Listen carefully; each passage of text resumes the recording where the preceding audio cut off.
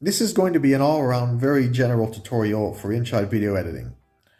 What I like about InShot is that it is so intuitive that the learning curve is practically non-existent, and video editing is super easy and efficient.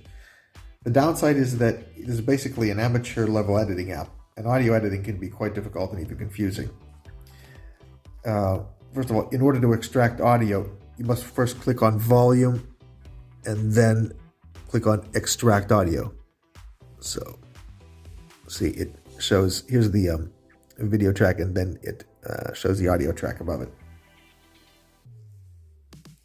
The pre-cut function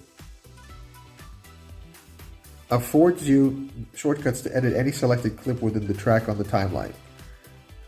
The trim function, with which you can trim off the part that isn't boxed in green. So you want to move this to the left or this to the right or wherever, and it'll just clip off the part that's on the extremity.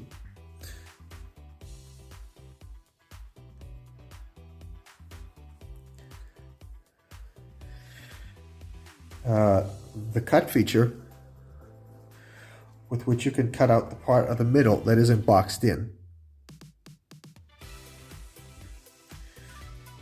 And the split function, which simply sets a point from which you can expand or contract the respective clip by dragging the handles. So you can just split this. It won't delete anything. It'll just insert a little, it'll just split it. It'll create a split reference point here in the frames. Naturally, you can adjust the other handles of the box. In addition, if you press and hold on a part that's been edited with a pre-cut function, the screen will contract each of the video segments into square boxes at the bottom of the screen. So, you see, there are 4 parts. 3 were divided. I divided another one with a split function. And you can see now they're in little boxes here. They're square boxes. And if you want to select any of them, it'll just show the first frame in them. And if you want to restore the entirety of the clips, you can just double tap on them. If you want to rearrange the clips, all you have to do is tap, hold, and drag it. See? Okay, so here.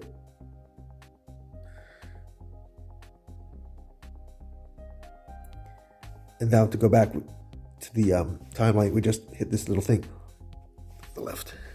There. Okay. You can also pinch the tracks with video and audio to make them narrower. So pinch it fully if you want to zoom in or out, for editing. And these are the handles. You can drag in and out. This makes this part wider. If this is a continuation of this, dragging this out like this, it'll just extend this part. So this is like an extension and replacement. It extends the timeline, and it extends whatever part was in the handles. To go back and undo anything, you just there's a little undo function here, and it'll resize that back to what it originally was.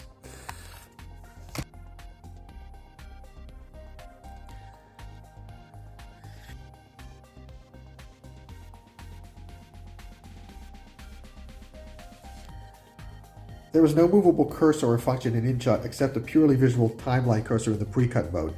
It is much as it can be called a timeline. There is really no timeline in InShot.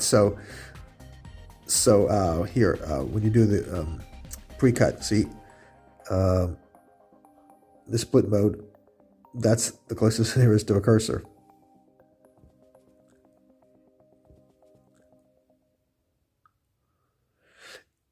And this is a really important point. If you're dragging anything, or you need to make sure that you preserve the lengths of the timeline track.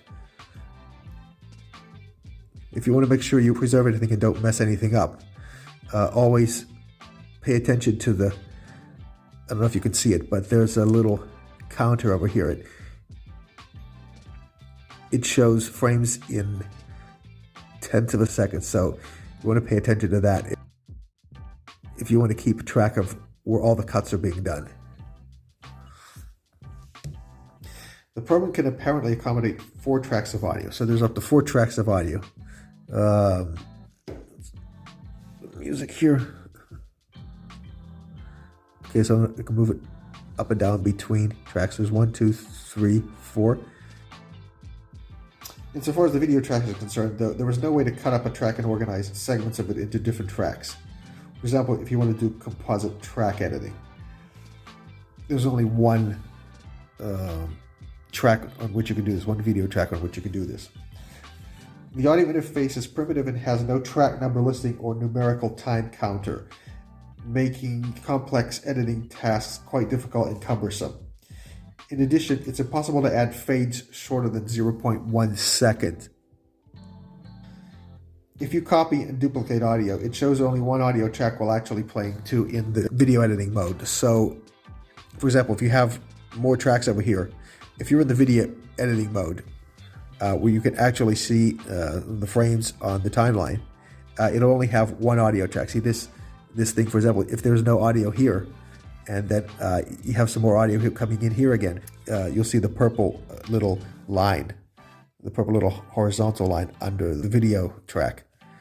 Doesn't matter how many tracks there are. You have to go into audio mode to actually edit audio. You can't edit any audio on the video mode. So that's part of the hard part. To compound all this, it's impossible to rename the audio tracks in InShot itself, or to store them in a separate space for convenient storage and access. This type of interface makes complex editing involving a grouping of audio and video tracks extremely difficult. Not impossible if you have an incredible memory, just extremely difficult. On the upside, video editing in this app is so efficient, easy, and intuitive that it's practically unnecessary to have any training whatsoever in order to do editing in it. Thanks for watching this video. If you would like to see more tutorials on the Samsung Galaxy Tab S9 Ultra, and would like to get notifications from this channel every time a video is uploaded, hit the subscribe button below and also the bell notification icon. The purpose of this channel is to help you get the most out of your Samsung Galaxy Tab.